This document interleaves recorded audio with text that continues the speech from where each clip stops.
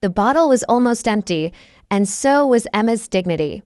It was midnight on New Year's Eve, and while the world was kissing strangers, singing badly, and celebrating hope, she was sitting alone on her couch in a novelty 2025 tiara, crying into her third glass of cheap champagne. Her cat, Clementine, watched her from the kitchen counter with judgment in her eyes. Emma sniffed and raised her phone, blinking blearily at the screen as the messages blurred in and out of focus. She was supposed to text Sarah, her best friend since college, to vent about the disaster of her love life and how she was so done with dating emotionally unavailable women who ghosted her after 3 dates. She wanted to be dramatic, melodramatic. It was New Year's Eve and she was lonely and drunk and desperate enough to say it. So she typed it, "You know what? I give up. I'm ready to fake marry someone. Anyone. Just for the tax benefits, and so I don't die alone with my cat." She giggled as she hit send. Then, like any self-respecting inebriated woman in her late 20s, she dropped the phone on the couch, curled into a blanket burrito, and started watching reruns of some old cooking competition where people cried over undercooked risotto. She didn't even hear the buzz of her phone until 20 minutes later. She picked it up confused. One new message. From a number not saved in her contacts. A no number. Is this offer legitimate? Because I may be in need of a wife. Emma blinked. What? What? She scrolled up. Her stomach dropped. No. No. No, no, no. The number she had just texted. It wasn't Sarah's.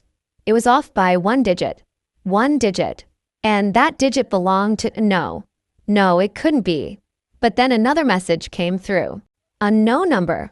Emma, it's Tessa Weiss, CEO of Weiss & Company. I believe you sent this text by mistake. But if you're serious, perhaps we should talk, Emma screamed. Out loud. Scared Clementine off the counter.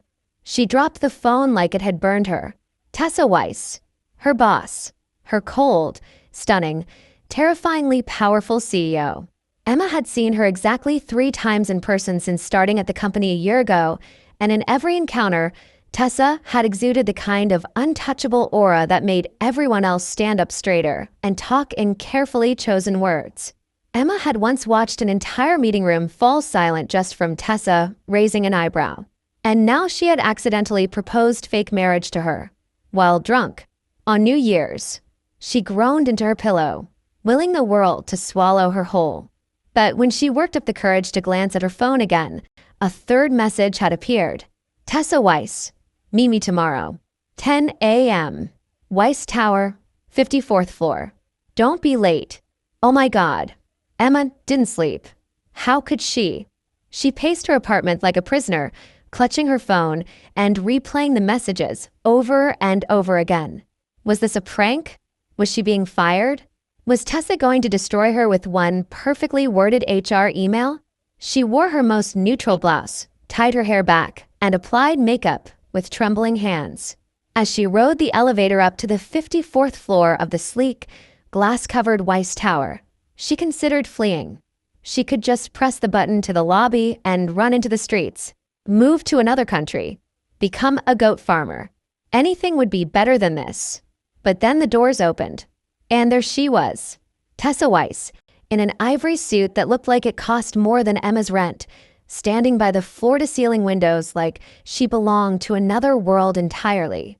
Her dark hair was swept into a low chignon, and when she turned to look at Emma, her cool gray eyes were unreadable.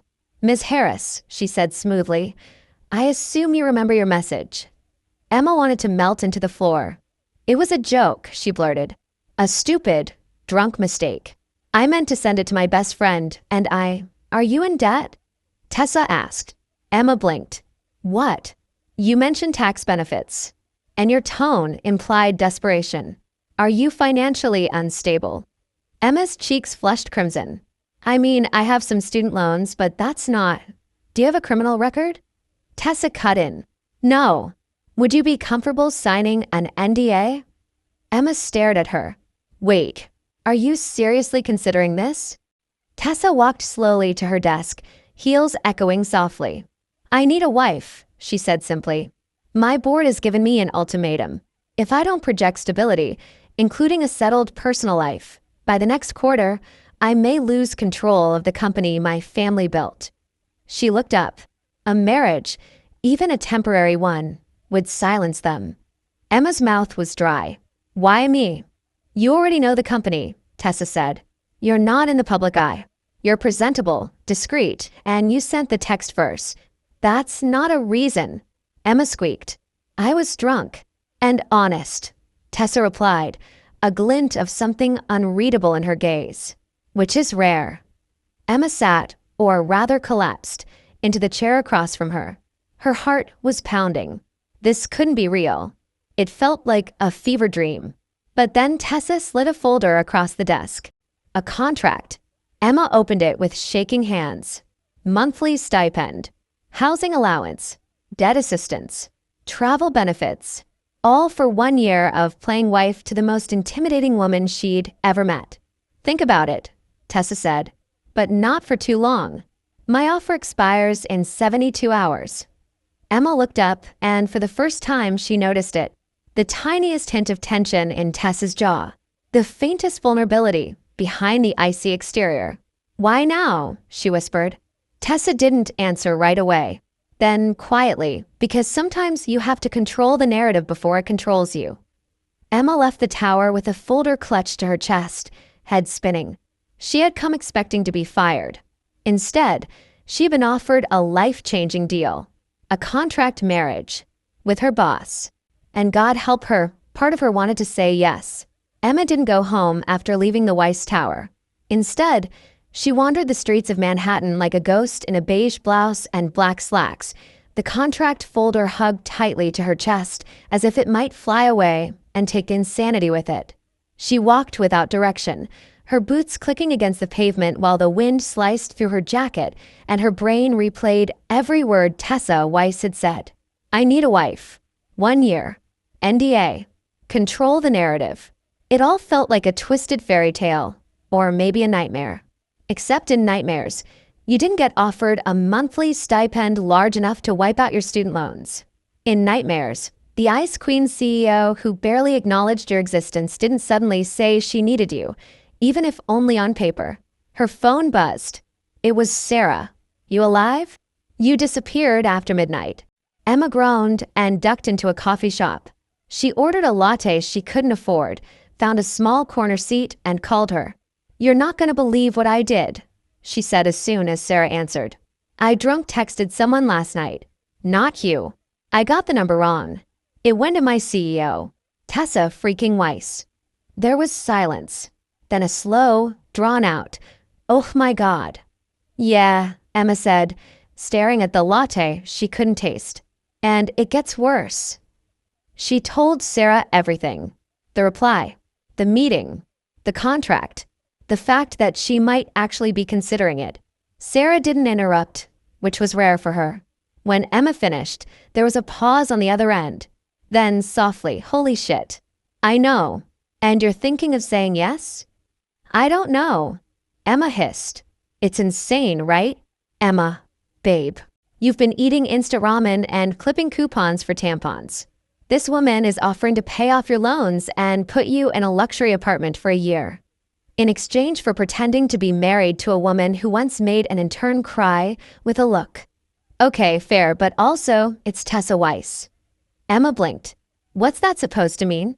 It means she's stupid hot and mysteriously single, and if I were you, I'd already be picking out rings. Sarah. What? Sarah said innocently. I'm just saying. You've dated way worse for way less. Emma pressed her forehead to the table and groaned. It's not about how she looks. Isn't it? Emma hated how her brain betrayed her at that moment, conjuring the image of Tessa's sculpted cheekbones, the way her voice dropped when she said things like, my wife, the way she moved with precision, like the world bent itself to her pace. It's not, she lied. She went home and didn't sleep. Again. She stared at the contract for hours, flipping through clauses and legal jargon she barely understood. Benefits. Boundaries. Confidentiality. There was even a clause about public affection during events, nothing extreme, but enough to look convincing. Hand-holding. A kiss on the cheek. Optional light intimacy. Whatever that meant, Emma nearly died reading that part. She couldn't imagine touching Tessa Weiss like that. Except now she was imagining it. And that was worse. She needed air. So she left. Again. This time she found herself at a park near her apartment, sitting on a frozen bench in her heaviest coat, watching children throw snowballs and dogs chase after sticks. The folder sat in her lap like a loaded weapon. "Miss Harris." The voice nearly made her fall off the bench. She looked up. Tessa stood there in a long gray coat, leather gloves, and a black scarf. Her hair was pulled back as usual, but there was a softness to her face Emma hadn't seen before. Or maybe she'd never looked closely enough. "How did you find me?" Emma asked, breath visible in the cold. "You listed this park as a favorite spot in your company profile. Employee culture survey. Most people ignored it. You didn't." Emma blinked. "You read my employee profile?" Tessa sat beside her, elegantly, like even public benches obeyed her. "I don't make offers lightly," she said. "If we do this, it will be under scrutiny. The board, the media, some of my competitors. We can't afford even a crack in the performance." "Performance?" Emma echoed, trying not to shiver. Tessa glanced at her and, to Emma's shock, unwrapped her scarf and offered it wordlessly. Emma stared. "Are you offering me warmth?" Tessa's lips twitched. "Barely. Consider it a signing bonus." Emma took the scarf, hesitantly. It smelled like her, expensive and clean, like snow and something sharper beneath it. "Why not find someone else?" Emma asked quietly. "Someone from your world? Because my world is full of people who want something. And I need someone who doesn't." Emma looked at her. Tessa met her gaze, calm and cool and unreadable, and yet not entirely detached. There was something there. A flicker. A crack. "I'm scared," Emma admitted. Tessa didn't blink. "Good. So am I." The wind blew between them. Emma looked at the contract in her lap. "So, what happens if I say yes?" "You move into a penthouse. We announce the engagement by the end of the month. You'll attend events with me, travel occasionally, wear a ring, act in love. You'll be compensated fairly. After 1 year, we file for divorce. Quietly. You walk away debt-free. I keep my company. And what happens if feelings get involved?" That made Tessa pause. "They won't." Emma smiled sadly. "You sound very sure of that." Tessa stood. "You have 2 days left to decide." She hesitated. Then, softer, "But I'd prefer if you said yes sooner." Then she was gone, disappearing into the street like some kind of corporate specter. Emma sat on the bench long after she left, the scarf still wrapped around her neck, her heart pounding harder than it had any right to. Emma stared at the contract on her kitchen table like it might explode. The folder sat there, innocent in its clean, matte finish, but it pulsed with weight, financial, emotional, existential. She had reread it at least 6 times, gone over every clause with the kind of anxious diligence she used to reserve for finals week in college. And still, one question throbbed beneath all the numbers and legal terms. "What the hell are you doing?" Clementine meowed from the windowsill, unimpressed. "Don't look at me like that," Emma mumbled. "You'd sign it too if you owed $38,000 in student loans and your boss had cheekbones sharp enough to slice diamonds." She stared at the pen in her hand. Her fingers were trembling. This was it. Once she signed, her life changed. Not gradually, instantly. A fake engagement. A year of pretending to be madly in love with a woman who barely blinked, barely smiled, barely felt. Except, Emma kept remembering the scarf, the softness in the park, the almost vulnerable way Tessa had said, "Good. So am I." There was more to her. Emma knew it now. And maybe that scared her even more than the contract. Because if there was more, then this wasn't just business. This was risk. Emma took a deep breath, grabbed her phone, and texted, "Emma, I have a condition before I sign." The reply came almost immediately. "Tessa, what is it?" "Emma, you have to take me on a date." This time, the pause stretched. A minute. 2. 3. Emma stared at the screen, heart hammering. Then, "Tessa, Define date. Emma bit her lip, fingers flying. Emma, one night. No assistants. No phones. No contracts. Just you and me. Somewhere normal. Dinner. Talking. If we're going to pretend to love each other, I need to know who I'm pretending with. The typing bubbles appeared, disappeared, returned. Then, Tessa, 7 p.m. Tonight. I'll pick you up. Emma blinked. Wait, what? Emma, wait, tonight. Tessa, I don't like loose ends, Ms. Harris. Emma dropped her phone and shrieked. She had 6 hours to prepare. 6 hours to figure out how to dress for a fake date with her real CEO. She tore through her closet, rejected everything twice, and ended up in a deep green dress that made her eyes pop and her body look far more confident than she felt. At exactly 6:58 p.m., her buzzer rang. That's her, Emma whispered to Clementine, who blinked slowly like she'd already given up on her human. Emma descended the stairs and opened the front door to find a sleek black car parked at the curb. Tessa stepped out, wearing a dark tailored coat, her hair slightly looser than usual, and the kind of lipstick that belonged in magazines. You look... Emma couldn't even finish the sentence. Acceptable, Tessa offered. Distracting, Emma blurted, then nearly bit her tongue off. Tessa didn't respond immediately, but a flicker of something passed through her expression. You're not so terrible yourself, Miss Harris. The driver opened the door. Inside, there was soft jazz playing. No assistants. No phone calls. Just, Tessa, where are we going?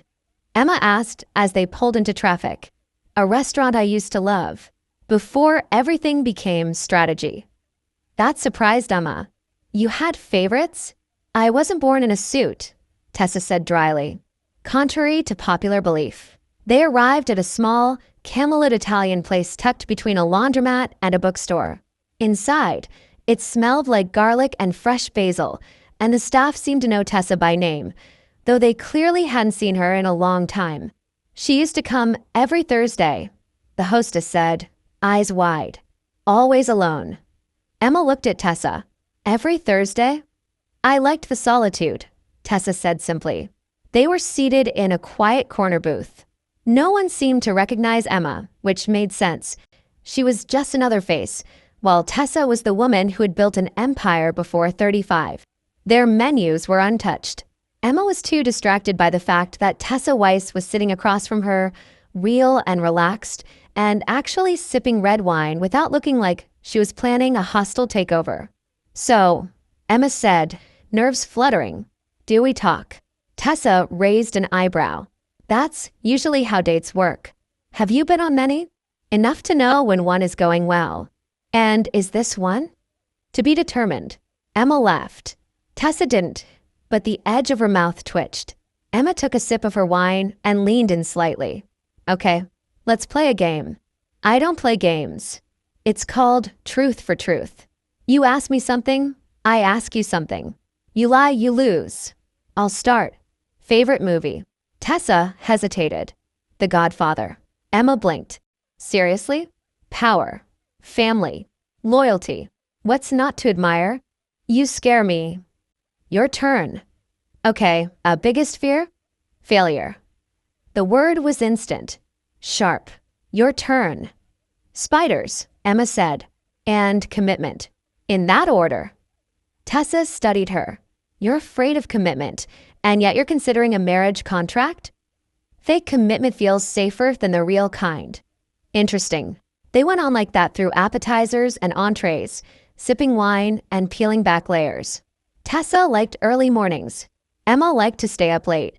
Tessa didn't trust easily. Emma forgave too quickly. Tessa had once been in love, but it had ended messily. Emma had never been in love at all. Not even once. Tessa asked. I thought I was, but no.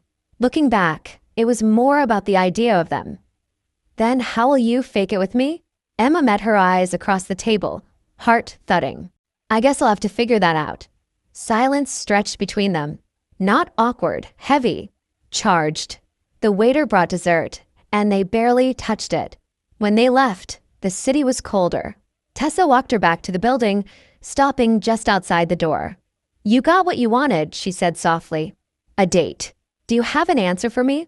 Emma looked up at her, every part of her buzzing. This wasn't just strategy anymore. This was something else. Something dangerous. She pulled the signed contract from her coat pocket and handed it over. "I'm in," she whispered. Tessa took it, eyes unreadable. "Welcome to the narrative, Mrs. Weiss." Emma laughed breathlessly. "Don't call me that yet." "Soon," Tessa said. "Very soon." The contract was signed, the decision made, and yet, when Emma woke up the next morning, staring at the ceiling of her tiny apartment, she couldn't shake the feeling that she had just stepped into a parallel universe. One where her CEO had taken her on a fake date, bought her tiramisu, looked at her like she was more than just a graphic designer buried in debt, and then casually welcomed her into a staged engagement that would last an entire year. She didn't even have time to overthink it. By noon, a sleek moving truck had arrived at her building, and two impeccably dressed assistants stood in her living room, calmly informing her that they would be transporting her things to her new residence at Weiss Tower. A penthouse. Of course. Emma tried not to panic as her personal items, her books, her clothes, her embarrassingly large collection of enamel pins, were packed away. She hugged Clementine tightly, the only constant in her world of rapidly shifting realities. "Don't judge me," she whispered to the cat. "I signed a contract, not my soul." Clementine blinked. Judging. Obviously. Hours later, Emma stepped into her new home, if she could even call it that. The penthouse was a sleek expanse of glass, steel, and soft lighting. Floor-to-ceiling windows offered a sweeping view of the city. The furniture was minimal, expensive, and probably not meant to be touched. There was a kitchen that looked like it belonged in a magazine, a massive open living space, and a bedroom so large she could probably rollerblade in it. "This isn't real," she muttered, spinning in place.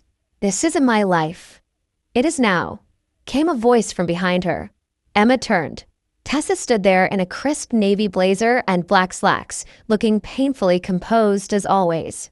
Her gaze flicked briefly to the box Emma was holding, a framed photo of her and Sarah at Pride 2 years ago. "You can decorate as you wish," Tessa said. "Just don't paint the walls." Emma almost laughed. Noted. Tessa walked further into the penthouse, her presence commanding even in silence. "Tonight," she said, "we'll be attending a charity gala hosted by the Weiss Foundation. It's the perfect opportunity to make the announcement." "Tonight?" Emma squeaked. "I just got here." "You look presentable," Tessa replied, eyes scanning her quickly. "You'll have a stylist in the dressing room by 6. Okay. Sure. Great." Emma followed her into what she assumed was now their shared space, still reeling. "And what exactly are we saying? That we fell madly in love over spreadsheets?" Tessa paused. "We met during your internship, reconnected when you joined the company full-time. We kept our relationship private to avoid the appearance of favoritism. We got engaged over the holidays while traveling abroad." "Wow," Emma said. "You really thought this through." "Of course," Tessa replied simply. "Our story must be clean, consistent, and immune to scrutiny. Do I get to have a say in any of this?" Emma asked, folding her arms. "I'm not just a prop." Tessa turned to face her fully. For once, her expression wasn't unreadable. It was something else. Curious. Assessing. Maybe even impressed. "Then contribute," she said. "What would you say happened?" Emma blinked, thrown off by the openness. "I don't know," she said slowly. "Maybe we met at the holiday party. You spilled wine on me. I was annoyed. You were intrigued. We fought. We flirted. We danced. Something sparked." Tessa raised an eyebrow. "Dramatic. Memorable," Emma countered. "And a hell of a lot more believable than us bonding over spreadsheets." Tessa's mouth curved. Barely. But Emma saw it. The hint of a smile. "Very well. You can tell that version. I'll pretend it was intentional." "Gee, thanks." "We'll need to prepare for the media attention," Tessa continued, stepping back into CEO mode. "Our relationship will be analyzed. There will be questions, photos, requests for interviews. I've arranged a PR consultant to assist us in crafting a shared narrative. Do we also need to memorize each other's favorite colors and pet peeves? Emma joked. If it helps with consistency, yes. Emma sighed, flopping onto the edge of the nearest couch. This is going to be exhausting. It will be strategic, Tessa corrected. There's a difference, says the woman who probably schedules her emotional breakdowns. Tessa tilted her head. Is Thursday still open for you? Emma snorted before she could stop herself. And for just a second, Tessa looked lighter, less steel, more human. That night, the transformation began. The stylist, a woman named Lila, who seemed both terrifyingly competent and weirdly thrilled by Emma's natural charm, dressed her in a floor-length midnight blue gown with delicate straps and just enough shimmer to look expensive. Her hair was swept into soft waves, and her makeup was tasteful but bold. Emma barely recognized herself. You look like someone who belongs beside a Weiss, Lila said, satisfied. Even if it's only pretend. Emma didn't know how to respond to that. When Tessa saw her, standing in the hallway before the elevator, there was a flicker. Not shock, not awe, but something sharper. Something that made Emma's stomach flip. Ready? Tessa asked. No, Emma admitted. But let's do it anyway. They arrived at the gala fashionably late. Flashbulbs exploded the moment they stepped from the car. Tessa's hand found Emma's waist. Light, firm, possessive in just the right way. Emma smiled like her life depended on it. Because maybe it did. Inside, the ballroom sparkled. Crystal chandeliers, champagne towers, politicians and celebrities mingling with corporate giants. It was overwhelming, but Tessa was steady beside her, anchoring her. You don't have to talk, Tessa murmured as they moved through the crowd. Just smile. Let me do the rest. You're very good at control, Emma whispered back. You'll learn to appreciate it. We'll see. Then came the moment, the announcement. Tessa took the stage to address the crowd, her hand never leaving Emma's. She spoke about the foundation, about growth, about the future. And then, seamlessly, speaking of the future, I have some personal news to share. A hush fell. Emma felt her heart stop.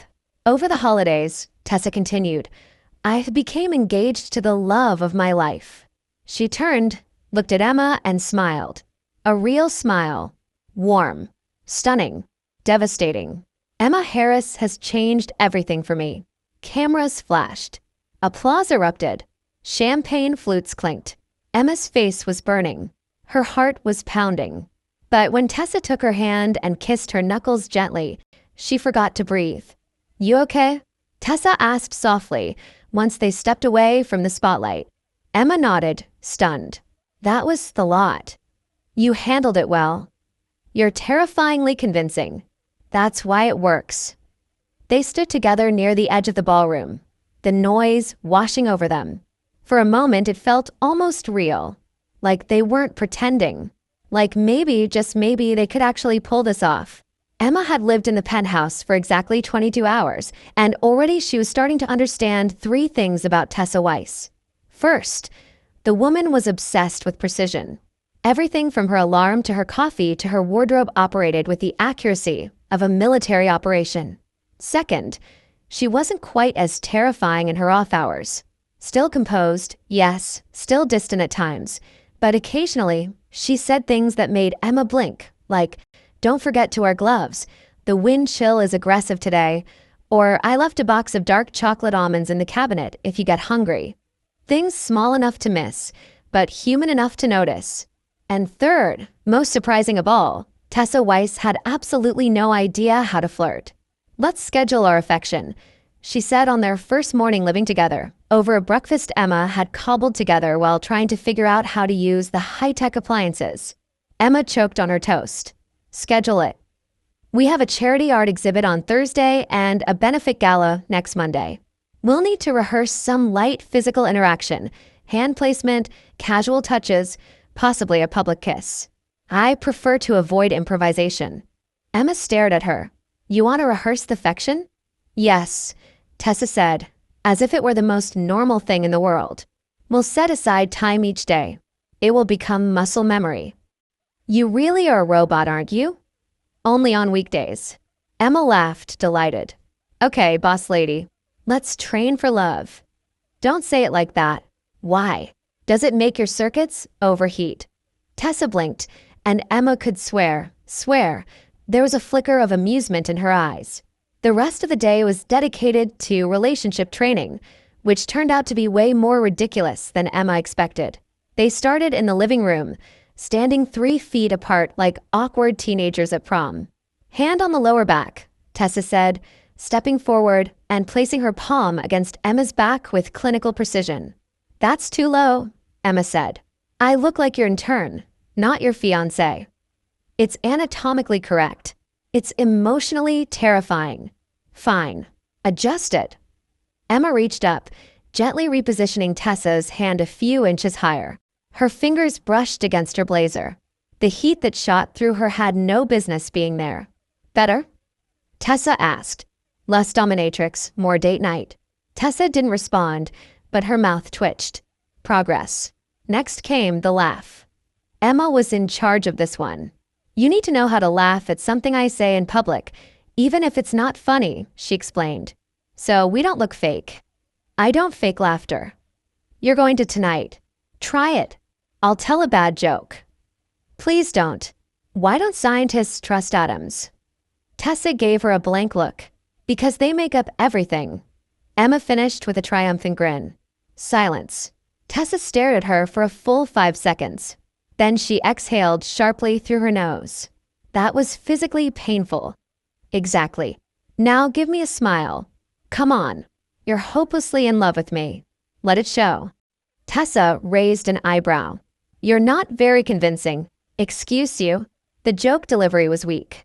You try being funny with you staring at me like I'm a disappointing earnings report. Tessa took a slow step forward. Try again. You want another joke? No. Try pretending to love me. The words landed like a spark on dry leaves. Emma swallowed. They were closer now. Not touching, but the space between them felt charged, like they were both waiting for something neither of them had quite planned for. Emma lifted her chin. Fine. She reached out, brushing a strand of Tessa's hair back from her cheek. It wasn't in the script. Tessa blinked. Emma smiled, slow and teasing. How's that? Tessa said nothing for a long moment. Then, quietly, better. They practiced for another hour. Laughter, casual hand-holding, leaning into one another's space. Emma found herself growing bolder and Tessa warmer. By the time they took a break, the tension between them had softened into something strange and almost enjoyable. How do you feel about interviews? Tessa asked, handing her a bottle of water. Terrified. Why? We'll need to do a few. Joint ones. I've arranged media coaching. Great, Emma muttered. Can't wait to be publicly grilled about our deeply fake romance. We'll be fine, as long as we're aligned on the narrative. Tell me something you haven't told anyone, Emma said suddenly. Tessa tilted her head. Why? Because it's what real couples do.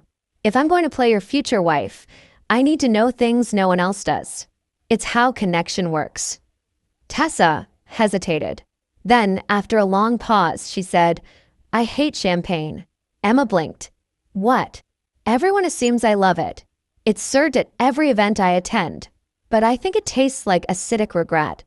Emma burst out laughing. That's oddly poetic. Your turn.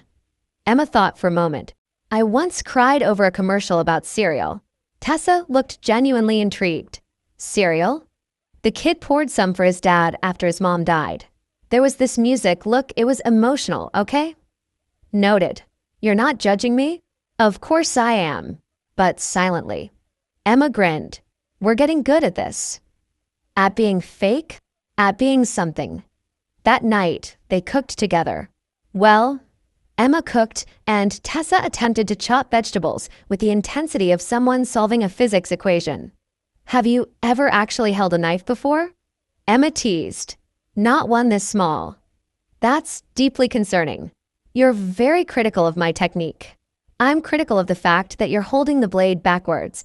I'm delegating to you from now on. They ate pasta on the massive couch, watching an old black and white movie that Tessa claimed was a classic. Emma ended up falling asleep halfway through, legs curled beneath her, Clementine nestled in her lap. When she woke up, the blanket was pulled over her shoulders and Tessa was gone. But on the coffee table sat a small note, written in elegant handwriting. Day 1, promising. Emma smiled, heart doing something it absolutely shouldn't. By the time Wednesday arrived, Emma felt like she had spent the last 72 hours in emotional boot camp. Between moving into the penthouse, rehearsing fake affection, learning how to hold hands like she actually wanted to, and discovering that Tessa Weiss, global corporate icon, was somehow both a perfectionist and utterly incapable of making pancakes, her world had shifted.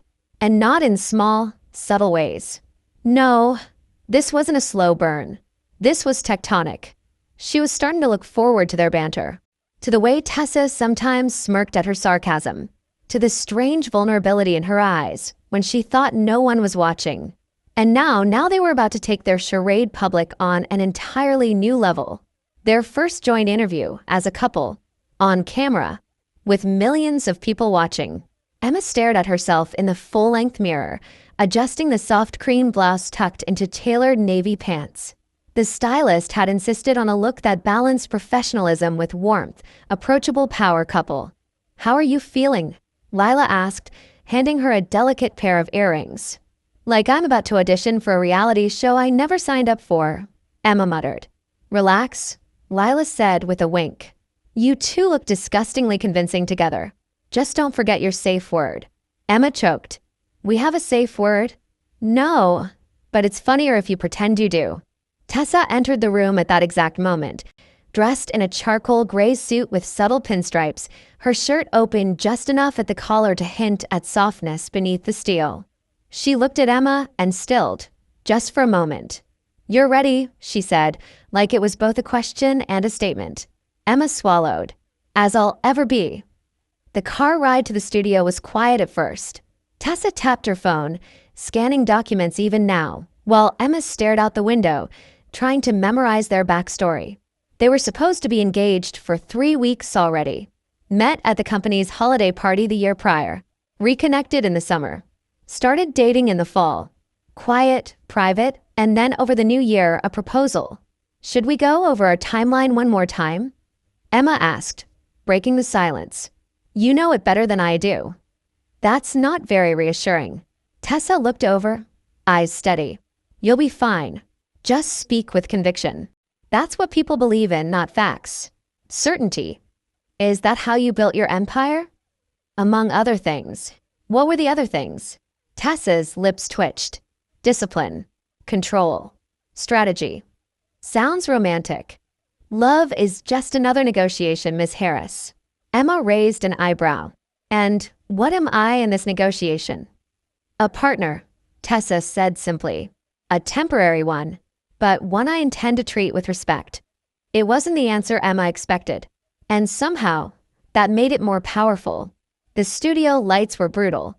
Cameras, crew, a makeup artist who powdered Tessa's cheek with trembling hands.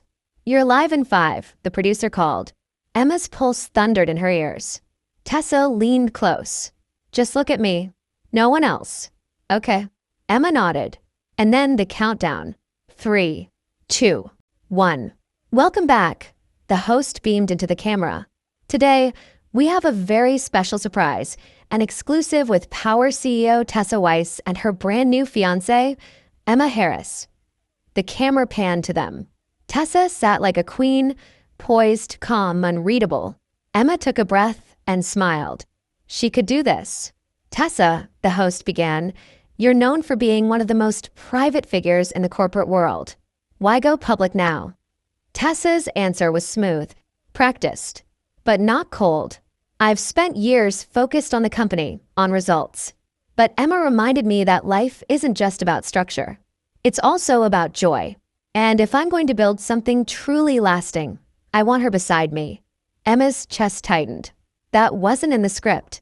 That sounded real. "Emma, how did it feel when Tessa proposed?" the host asked, turning to her. Emma blinked. "Like I'd been hit by a very expensive car," she said before she could stop herself. Laughter. Even Tessa gave a subtle smile. But seriously, Emma added, it was surreal. Tessa doesn't do anything halfway. And when she looks at you like you matter, you believe it. I didn't expect to fall for her. But here we are. There it was. That flicker in Tessa's eyes. Not surprise. Not amusement. Something else. Something deeper.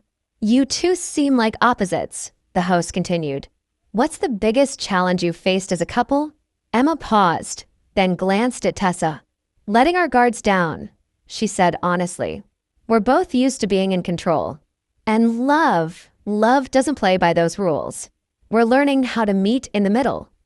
Tessa looked at her, not with performance, not with calculation, with something warmer, almost admiring.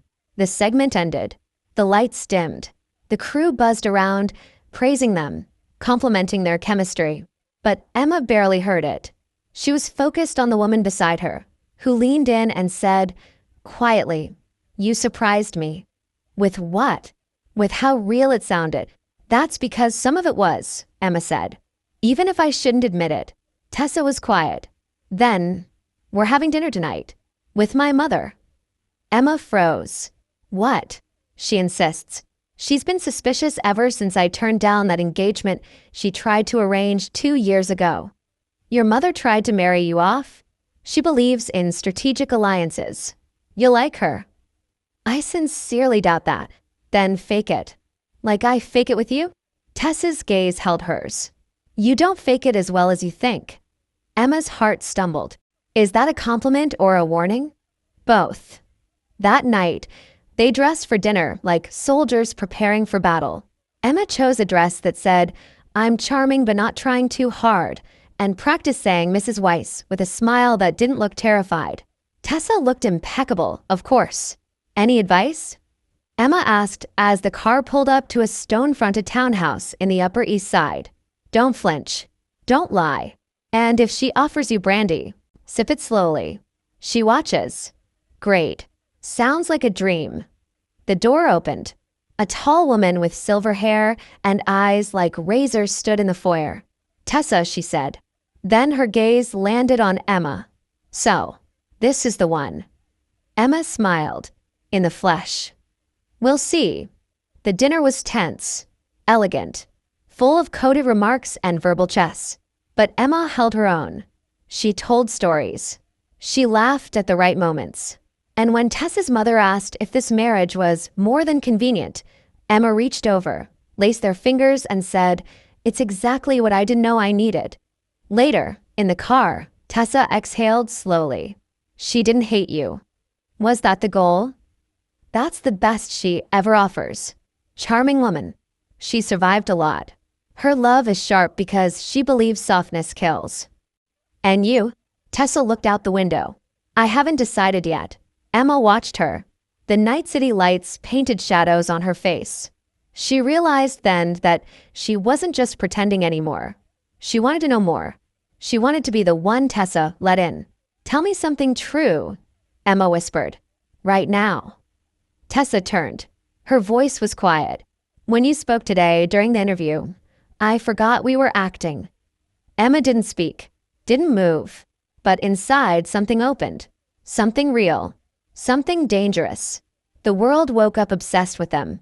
By morning, the internet had exploded with clips from the interview. Screenshots of Tessa looking at Emma like she'd hung the stars, Twitter threads analyzing their subtle touches, and headlines ranging from CEO in love to corporate power couple breaks the internet. Emma's phone buzzed so much she finally turned it off and threw it across the bed. She couldn't handle it, not yet. Not when her own thoughts were still echoing with Tessa's voice from the night before. I forgot we were acting.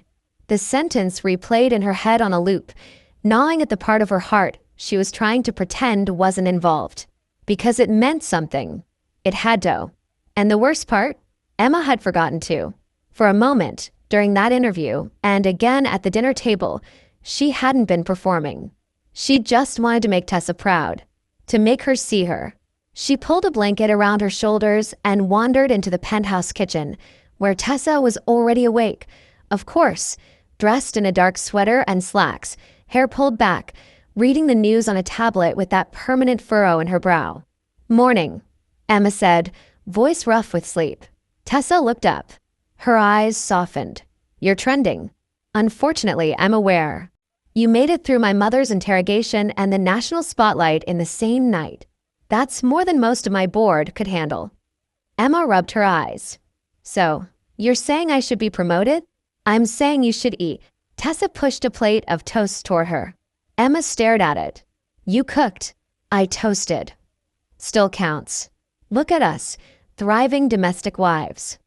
Tessa gave her a look, but it was gentler than usual. Less iron, more glass. The quiet kind of fragile. "How are you feeling?" she asked. The question surprised Emma. Not "how are you holding up?" or "are you ready for the next step?" Just "how are you feeling?" "Honestly," Emma said, biting into the toast. "Like I'm being watched by a million people and slowly losing my grip on reality." "It will pass." "That's reassuring. We'll control the narrative. Let the public adjust to us. Eventually, they'll lose interest. But we'll still be pretending, right?" Emma asked, suddenly serious. "Even when no one's watching?" Tessa looked at her, then turned away, refilling her mug. "We have to stay consistent." It wasn't the answer Emma wanted, but it was the one she expected. Still, something in Tessa's posture said there was more. A hesitation, a fear, and Emma didn't push. Not yet. Later that day, their PR manager arrived. Her name was Dana, and she wore a tailored red suit like armor and smiled like a wolf. "You two broke the internet," she said, sitting cross-legged in their living room. "I haven't seen this much engagement on a couple since that royal wedding, you know, the hot one." "Is this good or bad?" Tessa asked. "It's excellent," Dana said. "But it means we have to be smart. Appearances, interviews, social media. You'll need to post together, maybe do a casual paparazzi sighting. And most importantly, we need you to act like people in love when no one's asking you to." "So, more pretending," Emma muttered. Dana grinned. "But convincing pretending. Real smiles. Casual touches.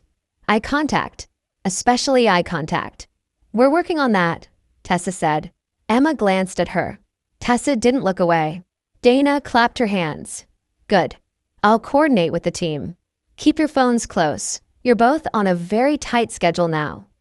And just like that, they were swept into a whirlwind. Every hour accounted for.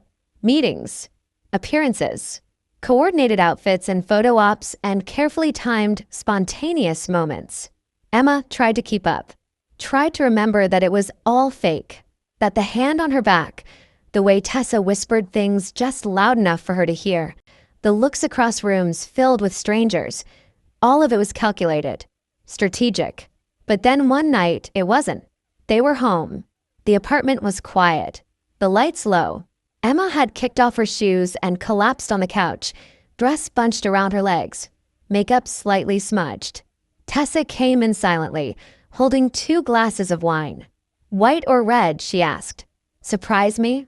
Tessa handed her the red. Emma took a sip. "You're getting good at this." "At wine?" "At us." Tessa didn't respond right away. She sat beside Emma, close but not touching, and stared out the window. The city lights were glittering, 1,000 stories playing out beneath them. "You ever wonder who you'd be if you hadn't taken this path?" Emma asked suddenly. "If you'd said no to all the expectations?" Tessa's jaw tightened. "All the time. And I'd still be trying to prove something." "To who?" Tessa didn't answer. Emma leaned back, letting the silence stretch between them. Not awkward, just present. Shared. "You know," she said, "I used to think love was this big, dramatic thing. Fireworks and screaming matches and kissing in the rain. And now I think it might be sitting on a couch with someone who doesn't try to fix you, just sees you." Tessa turned to her, her expression unreadable, but her eyes, they were softer than Emma had ever seen them. "You see me?" she asked, voice quiet. "I'm trying to," Emma said. Tessa didn't move, didn't speak, but the look on her face was enough. For once, there were no cameras, no crowds, no strategy. Just 2 women, strong in their own ways, slowly unraveling in each other's presence. You don't have to do this alone, Emma said, so softly it was almost a secret. Not with me. And Tessa, who never allowed weakness, never showed fear, let out the smallest exhale. Thank you, she whispered. Emma didn't say anything else. She just leaned her head on Tessa's shoulder, and Tessa let her. Emma was the first to admit it. She hadn't signed up for this part. The part where her heart started reacting to things it shouldn't. The part where a glance, a smile, a touch from Tessa Weiss, fake fiancé, CEO, certified emotional glacier, started to mean too much. It had been a week since the interview. A week since the quiet night on the couch, where no cameras were watching and no expectations hovered in the air, and Emma had rested her head on Tessa's shoulder, like it was the most natural thing in the world. She'd told herself it didn't matter, that it was just a moment, just comfort. But then came the dinner with the Weiss and Company executive board, and everything changed. You look tense, Emma said as she stepped into the kitchen, where Tessa stood in a black evening suit sharp enough to kill a man. Tessa didn't look at her, just kept sipping her espresso like it was gasoline. It's a quarterly dinner.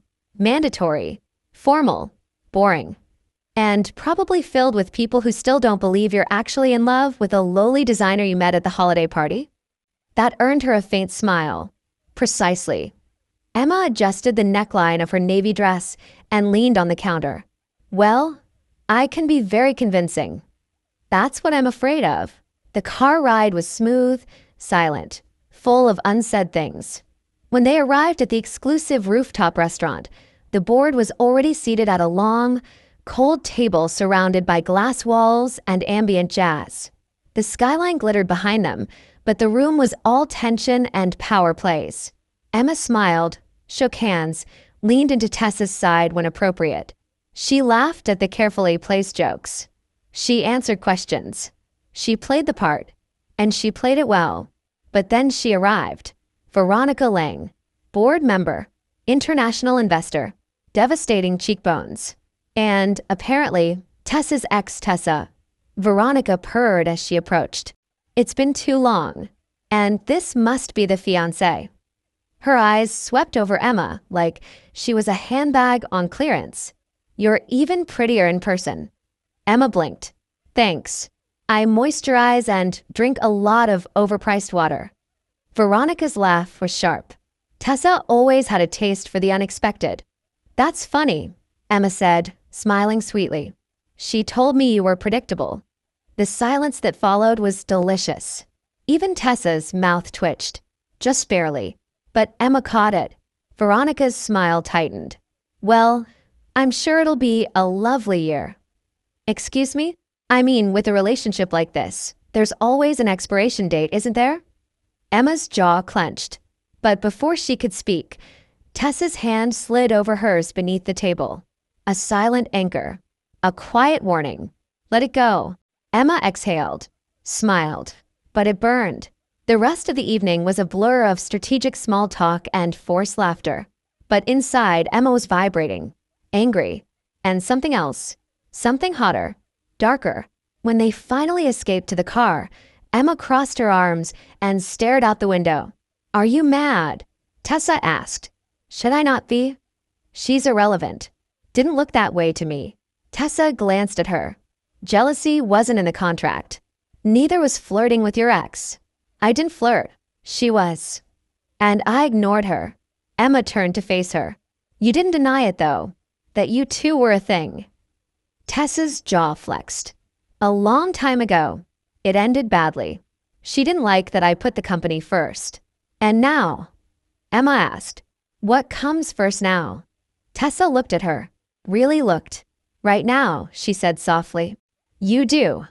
Emma swallowed. The air in the car felt too thick. Well, that's convenient, she muttered. For the cameras, I mean.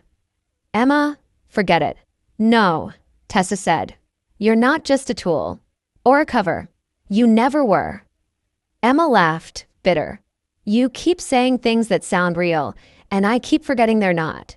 Tessa didn't respond, but her hand reached out, covered Emma's. I don't lie to you, she said, even when I should. That night, back at the penthouse, Emma retreated to her room. Her door closed with more force than necessary. But she couldn't sleep. Not with her mind racing. Not with the image of Veronica's hand on Tessa's arm burned into her brain. Eventually, she padded barefoot into the kitchen for water and found Tessa there, barefoot too, in leggings and a sleep shirt that made her look almost normal. Couldn't sleep? Tessa asked. Emma shook her head. You, same. Emma leaned against the counter. I don't want to be the jealous fake wife. Then don't be. Too late. Tessa hesitated. Then, I hated seeing you upset. I hated feeling upset, Emma whispered. Because I shouldn't care, but I do. Tessa stepped closer. Not touching, just near. Emma. Don't, Emma said. Not unless you mean it. Silence. Then, I don't know what I mean anymore. Emma looked up. Tessa looked raw, uncertain, and that vulnerability did something devastating to her. This isn't in the contract, Emma said. None of this is. I know. Tessa's voice was barely a breath. But I don't want to stop. They didn't kiss. They didn't touch. They just stood there, close enough to feel each other's breath, hearts pounding in sync. It wasn't physical. It was worse. It was real. Emma didn't expect the backlash. Not from the public. Not after everything. She thought they'd won them over. The media, the corporate board, the endless swarm of strangers obsessed with their every move. But after Veronica Lang made a subtle, venomous comment to a gossip site about Tessa's history of emotionally detached relationships, it was like pouring gasoline on open flame. Suddenly, Tessa's name was everywhere, and not in celebration. Cold-hearted, ruthless, ice queen incapable of love. The headlines went from dreamy to destructive in under 24 hours. And Emma? She was furious. Not just for Tessa, for herself. Because she knew how hard it had been for Tessa to let her in, even a little. She knew what it cost a woman like her to show vulnerability in a world determined to call it weakness. And now they wanted to twist that. Twist her. We don't respond to this, Tessa said the morning after, sitting stiffly at the marble island, coffee untouched. It'll fade. Like hell it will. Emma snapped, pacing. They're assassinating your character with half a quote and a lot of sexist projection. It's not worth feeding. You're not feeding it. I am. Tessa finally looked up. What you mean? I'm doing the interview. The one with Today Live. Just me. Tessa frowned. We do interviews as a unit. Not this time. You can't defend yourself without looking cold or defensive, and if you don't defend yourself, they assume you're guilty. And you think you can fix it? I know I can, Emma said. Because I'm not faking this anymore, Tessa. Not the anger. Not the way I feel when people come for you. Not the way I want to protect you. Tessa stood. She looked tired, battle-worn. You don't have to save me. Too late, Emma whispered. You already matter. Tessa didn't say anything, just stared at her for a long, quiet second, and then, simply, then say what you need to say. The studio was buzzing. Emma sat in the chair under the bright lights, mic clipped to her dress, heart pounding. Across from her sat the host, not hostile, but clearly intrigued. Emma, thank you for coming, the woman said. Let's talk about the headlines. They say Tessa Weiss is cold, that she doesn't know how to love, that this engagement is a PR stunt.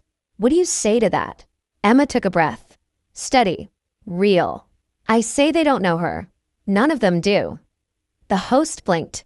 Emma continued, voice clear. Tessa Weiss is disciplined. Focused.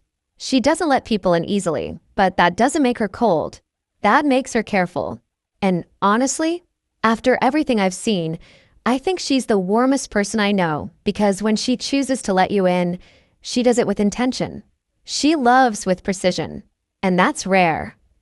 So, you're saying the relationship is real? I'm saying she's real, and anyone lucky enough to see that side of her should feel honored. And do you? Emma smiled, but her eyes burned. Every single day. The interview ended. Her phone exploded. The public loved it. A woman defending her fiancé, speaking with emotion and fire. But none of that mattered. Not until she walked back into the penthouse and found Tessa standing at the window, watching the city, with her arms crossed. "It aired," Emma said. Tessa nodded. "I saw." And Tessa turned. Her eyes weren't cold. They were unreadable. But Emma didn't need her to speak. She walked forward, closed the space between them, and reached out slowly, until her hand was against Tessa's cheek. "Say something," Emma whispered. "I don't know how to do this," Tessa admitted, voice cracking just enough to make Emma freeze. "Letting someone defend me. Letting someone see me." "You already did," Emma said. "That night on the couch, when you didn't pull away." Tessa closed her eyes. "I'm afraid. Of me. Of this." "Then be afraid with me." Tessa opened her eyes. They were glassy, and then she stepped forward, slowly, cautiously, and wrapped her arms around Emma. Not a kiss. Not lust. Just need. Intimacy. Trust. Emma held her tightly, and for the first time since the contract, since the ring, since the lie became a life, they weren't pretending. Tessa buried her face in Emma's shoulder. "Thank you," she whispered. "For what?" "For not letting them take me apart." Emma pulled back just enough to rest her forehead against Tessa's. "That's the thing about falling in love with you," she said, voice trembling. "It makes me braver than I thought I was." Tessa looked at her, eyes wide. "You're falling in love with me?" Emma smiled, eyes wet. "Wasn't that in the contract?" Tessa didn't answer, but her silence said everything. And this time it wasn't hesitant. It wasn't calculated. It was real, and it was hers, and she leaned in, slowly, reverently, and kissed Emma like she was the only thing in the world that made sense. The kiss changed everything. Not in a dramatic, fireworks exploding kind of way. There was no music playing in the background, no perfect cinematic lighting. But the silence after it, that still, aching silence, felt heavier than anything Emma had ever known. It wasn't about lips touching. It was about what they hadn't said, and what they couldn't take back. And Tessa hadn't pulled away. She had stayed there, forehead against Emma's, her hands on Emma's waist like she didn't want to let go. Like she didn't know how. They didn't talk about it. Not that night. Not even the next morning, when Emma emerged from her bedroom wearing one of Tessa's old shirts and found her in the kitchen, already dressed in workwear, already acting like the world hadn't cracked open between them. "You have the press brunch at 11, Tessa said, eyes flicking over Emma just a second too long before she looked away. "And the travel itinerary for next week was just finalized. Travel." Emma echoed, voice raspier than she expected. "We're going to San Francisco for 3 days. Annual shareholder summit." "You want me to come?" "You're my fiancé," Tessa said. "Of course I want you to come." But her voice dipped on the word want, and Emma felt it like a shiver. She didn't push. Not yet. But all day, she felt it between them. That kiss, that moment, stretched tight like piano wire. Every look lingered. Every casual touch buzzed with unspoken things. And still they said nothing. Until the plane. A private jet, because of course it was. Emma curled into the wide leather seat with a magazine she couldn't focus on while Tessa worked beside her in total silence, tapping out emails like the world hadn't tilted. But Emma felt the gravity. It pressed against her chest like a weight. "Are we really not going to talk about it?" she said finally. Tessa didn't look up. "About what?" "Don't do that." "Do what?" "Pretend it didn't happen. That we're still in the same place." "Emma," we kissed. That made Tessa pause. Her fingers hovered over the keyboard. She turned slowly. "Yes," she said. "We did." "And you didn't pull away." "No, so what now?" Tessa stared at her. "I don't know." That answer shouldn't have hurt, but it did. Not because it was cold, but because it was honest. Because Tessa, the woman who always had a plan, who had mapped out their fake relationship like a PR campaign, was finally out of control. Emma swallowed. "I'm not asking for a declaration of love." "Then what are you asking for?" "Something real. Something true." Tessa exhaled slowly. "The truth is, I don't know how to want someone and still keep everything else intact." "Then maybe it's time you stop trying to keep everything intact." They didn't speak the rest of the flight. But when the plane landed and Tessa reached out, fingers brushing lightly against Emma's as they walked toward the car waiting on the tarmac, Emma didn't pull away. And when they checked into the hotel, and the receptionist smiled brightly and said, "We have your suite ready, Ms. Weiss," Emma didn't blink. A suite. 1 room. 1 bed. Of course. They stepped inside together, the door clicking shut behind them with an inevitability that made Emma's pulse spike. The room was beautiful. All soft lighting and gold accents. Floor-to-ceiling windows overlooking the skyline. A king-sized bed with crisp white sheets. A single bed. No plan B. "We can call for a cot," Tessa said quickly, already moving toward the phone. "No," Emma said, her voice steady. "It's fine." "Are you sure? We've shared space before." "Not like this."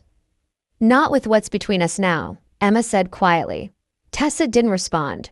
She just nodded and sat down at the edge of the bed, her shoulders tight, as if holding the weight of something she didn't dare drop. Emma sat beside her. Close, but not touching. "Do you regret it?" she asked. "The kiss?" "No," Tessa said instantly. "God, no." "Then why do you look like it's killing you?" "Because it is." Emma turned toward her. "Talk to me." "I don't know how," Tessa whispered. "Every move I make is calculated. Every word rehearsed. But this? There's no script for this." "Good," Emma said. "I don't want a script. I want you." Tessa's eyes found hers. And this time, there was no coldness. No barrier. Just hunger. Emotion. Longing. But still no movement. Emma leaned in. Slow. Deliberate. Her voice a breath. "If you kiss me again, it can't be part of the contract. It has to be yours." "It is," Tessa said, and then she was kissing her. Fierce and soft all at once. Like she'd been waiting too long, like she didn't know how to stop. But it didn't go further. They didn't strip. They didn't fall into bed. They paused. Tessa pulled back, breath ragged. "Not yet," she said. "Not like this. I want it to be right." Emma nodded, heart thudding. "Then let's make it right. Together." They slept side by side that night, facing each other in the quiet dark. No touching. No expectations. Just breath. Warmth. Presence. Emma reached out and touched Tessa's hand beneath the covers. Tessa gripped it. Tight. And neither of them let go. The flight back to New York felt longer than it should have. Not because of distance, but because of everything left unsaid between them. Emma sat by the window, watching clouds drift past in the blue-gray light, while Tessa sat beside her, completely still. Not cold, not withdrawn, just quiet. And that was almost worse. There had been no kiss goodbye that morning. No playful teasing. Just the soft tension of their shared bed, the brush of fingers under the covers, the weight of eyes meeting in the dark, and the knowledge that something real had happened between them. Something irreversible. And now they were back in the world. Back to the story. Back to pretending that what they shared was still part of the script. "We land in 40 minutes, Tessa said softly. "The car will be waiting on the tarmac." "Of course it will," Emma replied, voice light, trying not to sound bitter. Tessa glanced at her. "You don't have to come to the office today. You could take a day. Rest." Emma turned her head slowly. "You trying to get rid of me already?" "I'm trying to give you space." "I don't need space, Tessa. I need you to stop treating me like I'm a variable you can manage."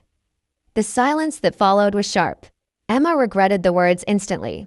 Not because they weren't true, but because she saw the flinch Tessa tried to hide.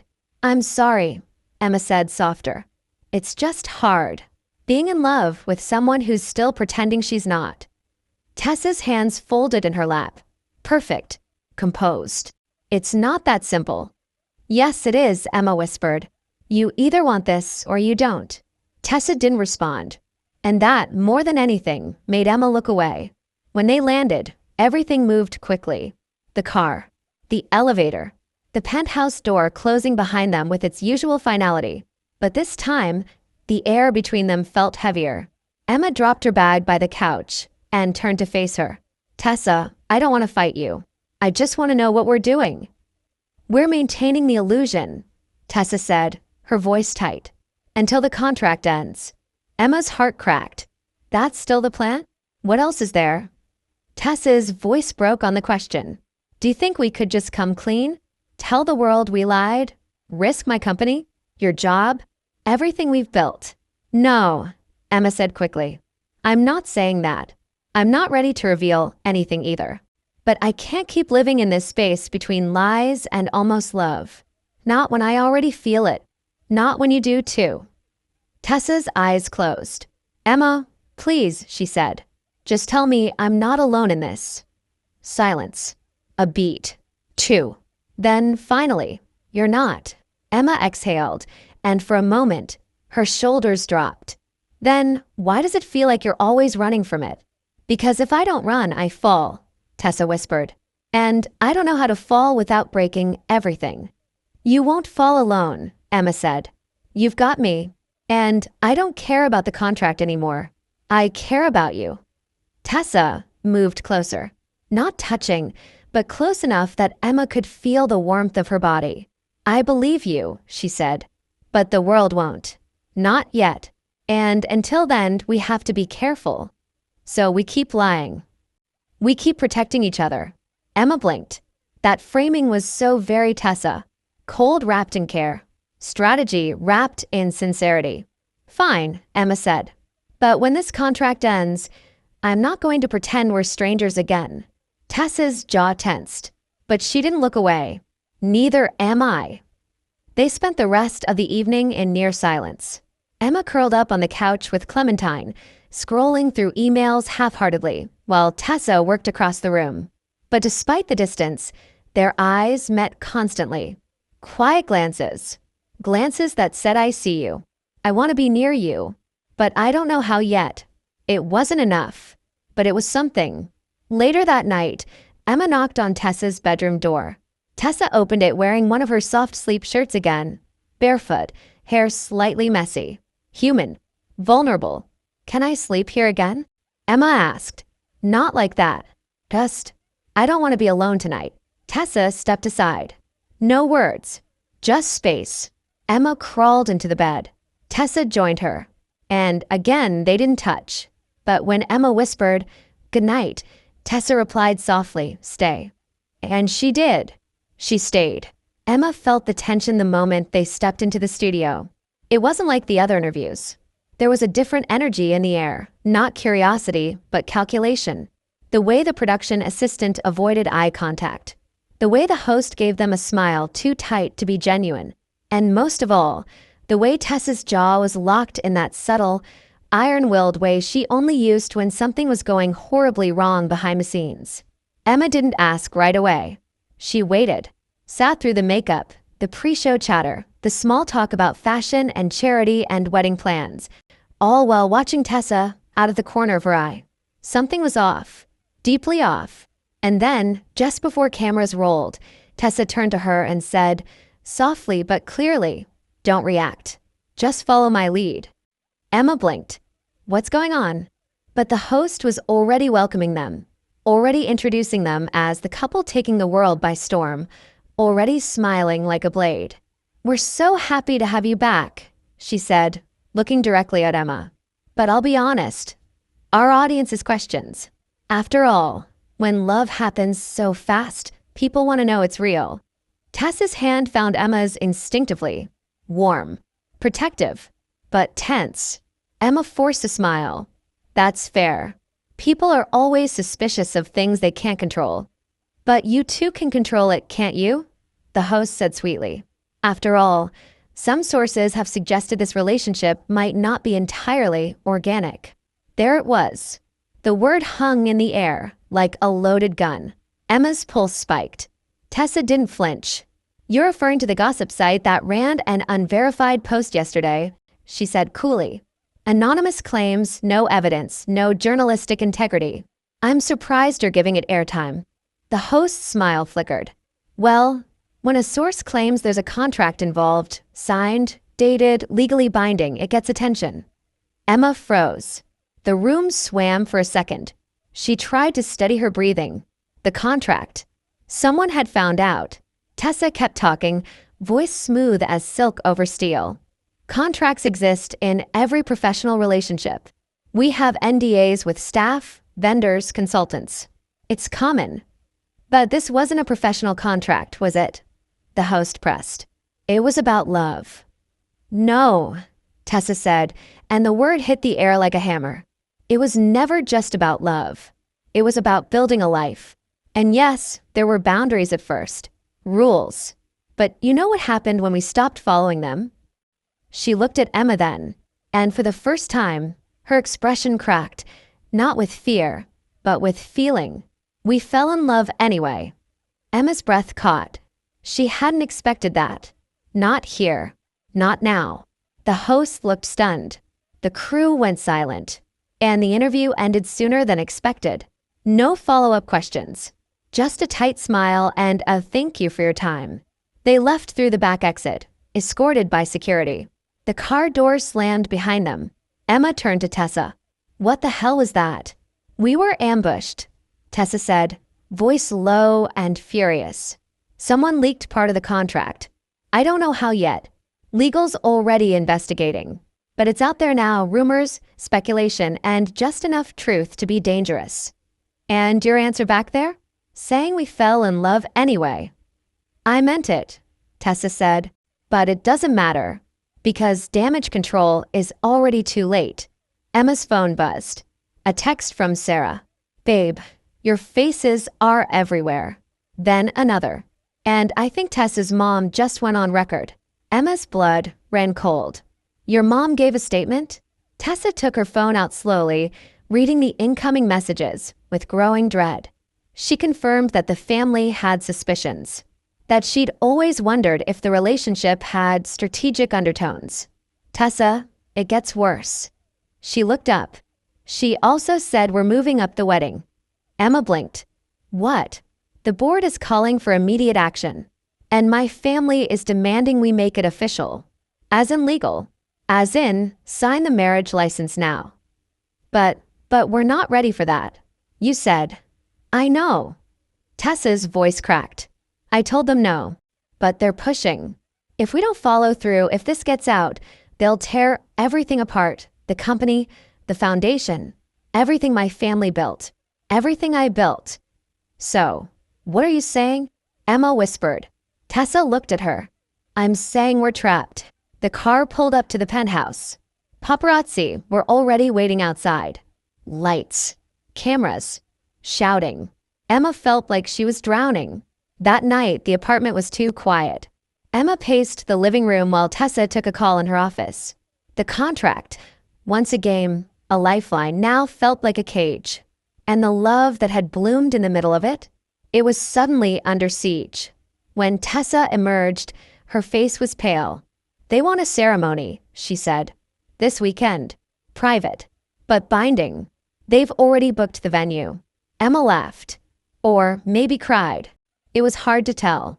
And if we say no, I lose the company. And you get dragged through the mud. They'll spin it all on you. Emma shook her head. I'm not doing this just to save your name. I'm not asking you to, Tessa said. But I'm telling you the stakes. And I'm telling you, I don't know what to do. Emma walked to her. Then let's figure it out. Together. But I won't say I do just to fix a lie. If we're getting married, even under pressure, even with the world watching, it has to mean something. It does mean something, Tessa said. Her voice broke. You mean something. Emma touched her face. Gently. Slowly. Then say it. Say you want this. Not because they're forcing you. Because you do. Tessa didn't speak. She couldn't. But she didn't pull away. And when Emma stepped into her arms, held her, whispered, I'm here. She held back just as tightly. Two women. A contract. A storm coming. And a love that refused to be hidden, no matter how much the world demanded it be buried. The wedding was in 3 days. 3 days. 72 hours. A countdown to either salvation or catastrophe, and Tessa Weiss had never felt less in control of her own life. She stood in front of the tall mirror in the walk-in closet, still in her silk robe, staring at the two dresses laid out before her. One sleek, structured, a high-fashion column of white satin that screamed power. The other softer, with flowing lines and delicate lace that whispered something she didn't have a name for. Emma, who had wandered into the room moments ago holding a mug of tea, stopped dead in the doorway. "Oh," she said, blinking. "You're actually trying them on." Tessa glanced at her reflection. "I've been told I should look convincing when I say my vows." Emma took a slow sip from her mug. "You don't need a dress to convince anyone. You just need to stop looking like you're about to be executed." "Not helpful. Then let me help." Emma set her mug down and stepped beside her, eyes moving between the two dresses. "This one's too severe," she said, pointing to the satin. "Looks like you're marrying the stock market. And the other?" "That one looks like you're marrying me." Tessa looked at her. "I am." Emma's expression shifted, soft, confused, a little raw.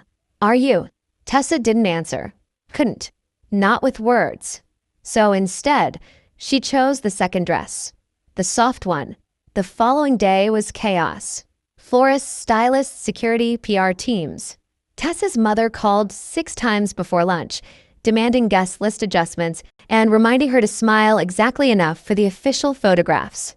Emma was sent to a gown fitting, given a scripted version of her vows to memorize, and gently advised to speak slowly, with poise, as if she genuinely meant it. The irony made her want to scream. That night, the penthouse was eerily quiet. The city buzzed below, a million lights blinking with expectation, but inside, silence. Emma stood in the kitchen, barefoot, nursing a glass of wine while Clementine purred on the counter beside her. Tessa appeared in the doorway, hands in the pockets of her robe, hair still damp from the shower. "I thought you went to bed," Emma said. "I couldn't sleep." Tessa stepped in slowly, eyes tracing Emma's face. "We're getting married tomorrow." "Technically, yes." "And yet I feel like I'm about to lose everything." "Why?" Emma asked gently. "Because we started with a lie?" "No," Tessa said. "Because now it's not one. And I don't know how to protect it." Emma set her glass down. "Come with me." She led her into the living room, lights low, the skyline glittering through the windows. She sat on the floor, cross-legged. Tessa followed, folding herself down carefully, as if unsure how to be soft on purpose. Emma leaned back on her hands. "You know, when this started, I thought it was a joke. A way to pay off my loans and get some good stories out of it. And now," Emma said, "I think I might be in love with a woman who doesn't know how to say she's scared without acting like it's strategy." Tessa turned to her. "You are. And she's also the woman I'm marrying tomorrow. So maybe just once, we don't rehearse anything. We don't plan it. We don't script it. Maybe we just talk." Tessa hesitated, then nodded. "Okay." Emma took a breath. "What would you say to me if no one was watching? No cameras. No board. No pressure." Tessa was quiet for a long time. Then, "I would say that you changed everything. That I used to think love was weakness, a flaw. But then you walked into my life with your terrible jokes and your beautiful, stubborn heart, and I realized that love isn't weakness. It's the one thing I've been missing." Emma swallowed hard. "Then why does it feel like I'm always holding more of it than you are?" "Because you're braver than I am." "That's not true." "It is," Tessa whispered. "But I'm learning. You make me want to be brave." The room was silent again. Heavy. Electric. Emma reached out and took her hand. "Then be brave tomorrow. Not for them. Not for the contract. For me." Tessa looked at her. "I want to say it. Then say it." "I'm afraid." Emma smiled. "That's not what I meant." Tessa's fingers curled around hers. "I love you," she said, voice low and breaking. "I love you, Emma." Emma's heart cracked open like a sunrise. "Say it again." "I love you." And then they were kissing, not like the other times, not cautious or careful, but with every ounce of emotion they'd been burying. But still, they didn't go further. They held each other, whispered promises, and fell asleep tangled together on the floor. The morning of the wedding, everything was still spinning. But this time it wasn't fear. It was possibility. Emma stood in the dressing room, the gown hugging her body like a second skin, her heart thundering. Tessa was in a room across the hall, being fussed over, styled, coached. But none of it mattered, because they'd promised. No more pretending. No more halfway. Whether the wedding was real on paper or not, what they felt was now undeniable. A knock. 5 minutes, the coordinator said. Emma glanced at herself in the mirror. "Let's do this," she whispered. And she walked toward whatever came next, with love in her heart and Tessa waiting at the end of the aisle. The soft hum of a string quartet drifted through the room like a fragile thread, weaving through the polished air of the private hall chosen for their wedding. The space was elegant, timeless, all glass walls and soft golden lighting, with carefully arranged white roses and candles that flickered like whispered secrets. Everything was perfect, on the outside. But inside, Emma's heart was a storm. She stood just behind the tall doors that led into the ceremony, bouquet in hand, dress pristine, breath shallow. In a few minutes, they would open, and she would walk toward Tessa Weiss, CEO, perfectionist, and the woman she loved more than she had words for. The woman she was supposed to be marrying for a lie, but now couldn't bear to love in secret. "You okay?" Sarah's voice came from her left, gentle and grounding. She had insisted on being Emma's maid of honor, even if no one had officially assigned the title.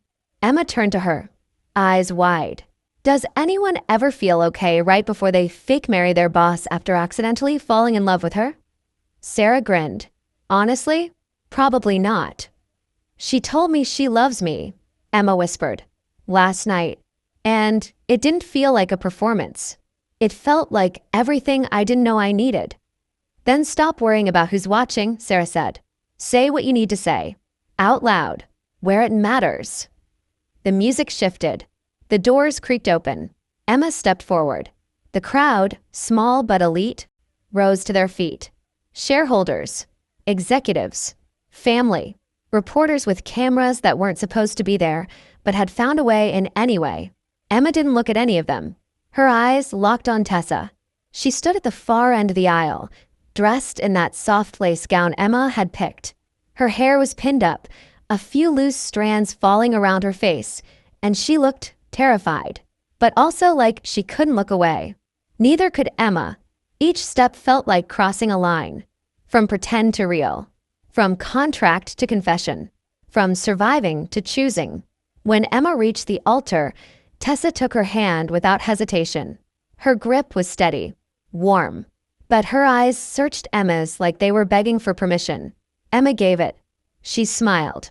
And then the officiant began. "We gather here today." The words faded into a blur. Emma wasn't listening. She was watching Tessa, memorizing every detail, the way her lips pressed together when she was nervous, the way she squeezed Emma's hand twice during the first reading, like a secret Morse code only they understood. When it came time for the vows, they'd been instructed to follow a basic, scripted template, safe, short, unrevealing. But when Tessa nodded at her to begin, Emma's chest tightened. She couldn't do it. Not like that. Not with all of these people watching, judging, waiting, and not say what was actually inside her. "I'm sorry," Emma said softly, her voice trembling. "But I need to say something real." A ripple moved through the crowd. The officiant blinked. Tessa tensed beside her. But she didn't stop her. Emma looked into her eyes. "This wasn't supposed to happen. None of it. I was never supposed to be here. I was never supposed to love you.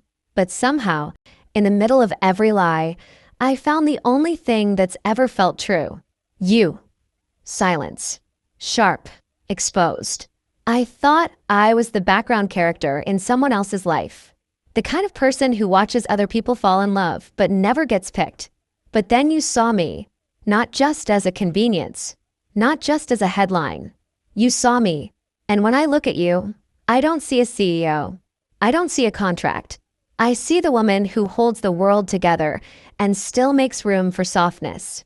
I see the woman who let me in when she had every reason to push me away." Her voice cracked. "I don't care what people say. I don't care what they believe. I just care that I'm standing here with you. And I'm not saying yes because I have to. I'm saying yes because I want to. She turned to the officiant. Now you can do the legal part. Laughter. Light. Nervous, but real. Tessa's eyes glistened. And when the officiant asked, "Tessa Weiss, do you?" Tessa cut in. "Wait." The entire room froze. Emma's breath caught. "I need to say something too." Tessa turned to the crowd. This began as something strategic, a decision made under pressure. But everything that came after, that was real. And I'm done hiding that. Her voice was low but strong. Emma Harris changed my life. She reminded me that love doesn't weaken you. It frees you. It makes you honest. And I don't want to live another day pretending I don't love her. Emma's breath left her in a rush. Tessa turned back to her. "I love you, and I want to build something real with you. No more contracts. No more performance. Just us." The officiant, shaken but recovering quickly, asked the question again. This time, Tessa said, "I do," with no hesitation. Emma said it back. The kiss was soft, honest. No fireworks, just home. And the applause that followed didn't matter. None of it did, because in that moment, everything else fell away. Later that evening, long after the guests had gone, after the photos and the champagne and the chaos, Emma sat with Tessa on the steps of the now empty venue, shoes off, dress a little wrinkled, heart full. "That was insane," she said. "Completely," Tessa agreed. "Are we in trouble?" "Probably." "Was it worth it?" Tessa turned to her. "You're worth everything." Emma leaned in. "So, no more scripts?" "No more scripts." "And what about the company?" Tessa exhaled. "We'll deal with it. Together." Emma smiled. "You really love me?" "Completely." "Good," Emma said, settling her head on Tessa's shoulder. "Because I really, really love you back." And for the first time in both of their lives, that was enough. The wedding had ended with applause, camera flashes, whispered gasps, and the kind of kiss that didn't need choreography. But the fallout began before the limousine even pulled away from the venue. At first, it was subtle. A journalist's tweet dissecting Emma's vows line by line, calling them too unscripted to be rehearsed and, therefore, probably real. Then a leaked email from a disgruntled board member suggesting the entire event had been an elaborate public relations cover-up. Within 24 hours, it was everywhere. Headlines exploded. The Weiss wedding, love story or strategic PR stunt. Insider claims contractual romance between Tessa Weiss and Emma Harris was leaked months ago. Fake marriage, real feelings? Emma sat on the edge of the penthouse couch, staring at her phone, her thumb scrolling through the mess. The media didn't know the full truth, but they knew enough. Enough to tear them apart if they wanted to. "Put it down," Tessa said softly behind her. Emma didn't turn around. "They think I trapped you, that I blackmailed my way into your life." "You didn't. Doesn't matter what's true anymore, does it?" she said bitterly. "It's about what sticks." Tessa crossed the room, her heels clicking until she stood in front of her. She knelt down slowly, hands on Emma's knees. "I'm not leaving you, no matter what sticks." Emma met her eyes. They were tired. Both of them were exhausted, emotionally raw, still reeling from the weight of finally having chosen each other publicly, and now being punished for it. "There's a board meeting tomorrow," Tessa said quietly. "They're calling a vote. They want to force me to step down." Emma's stomach dropped. "Because of us? Because they think love made me weak." Emma gritted her teeth. "Then maybe I should leave. Step out of the spotlight. Let them think it was all fake." Tessa's hands gripped her tighter. "Don't you dare." "Tessa, they're wrong. Loving you didn't make me weak. It made me honest. It made me human." She leaned closer. "If I lose everything, but I keep you, then I win." Emma's throat closed up. "What do we do?" "We fight back," Tessa said. The next morning, the boardroom at Weiss and Company felt more like a battlefield. 11 men and women in tailored suits sat at the long glass table, papers in front of them, expressions blank. Tessa stood at the head, Emma beside her, uninvited, unwelcomed, but immovable. "The last week has raised questions about your judgment, Ms. Weiss," one board member said coolly. "We don't question your intelligence, but your emotional discretion is under scrutiny." "You mean the fact that I married someone I love in front of the world?" Tessa asked calmly. "You mean that judgment?" "The issue is whether this relationship compromised your leadership." "And I'm telling you it didn't," Tessa said. "In fact, it clarified it. I spent years building a fortress around myself, around this company. I thought that made me strong, but it didn't. It made me alone, cold, and leadership without humanity is dangerous." "And Ms. Harris?" another member asked. "What's her role now? Is she to become the First Lady of Weiss and Company?" Emma stepped forward before Tessa could answer. "No," she said. "I'm not here to play dress-up in a title I didn't earn. But what I am is the reason she's standing here stronger than ever. I was there the night she stayed up until 3 a.m. solving a crisis that could have cost this company millions. I was there when she comforted a panicked employee without cameras watching. I've seen her lead with vision and vulnerability, and I think that makes her the most qualified person in this room." A silence fell, thick, charged. Then another board member, younger, thoughtful, spoke up. "I think we've all forgotten something," she said. "Tessa didn't hide this relationship. She chose to live it publicly. If it had been a lie, it would have stayed hidden. The fact that she let the world see it, maybe that's the bravest thing any CEO has done lately." One by one, the rest of the room shifted. The tone softened. The vote was held. Tessa remained CEO. And Emma stood beside her, hand in hand. That night, they walked through the city like ordinary people. No drivers, no press, just the two of them. A late autumn breeze fluttered through the trees in Central Park as they sat on a bench near the lake, sharing a ridiculous street pretzel and wearing matching scarves that Emma had insisted on buying. "You're quiet," Emma said, nudging her shoulder. Tessa looked at her. "I keep thinking about how none of this was supposed to happen. I wasn't supposed to fall in love. I wasn't supposed to need someone. But I do. I need you." Emma smiled.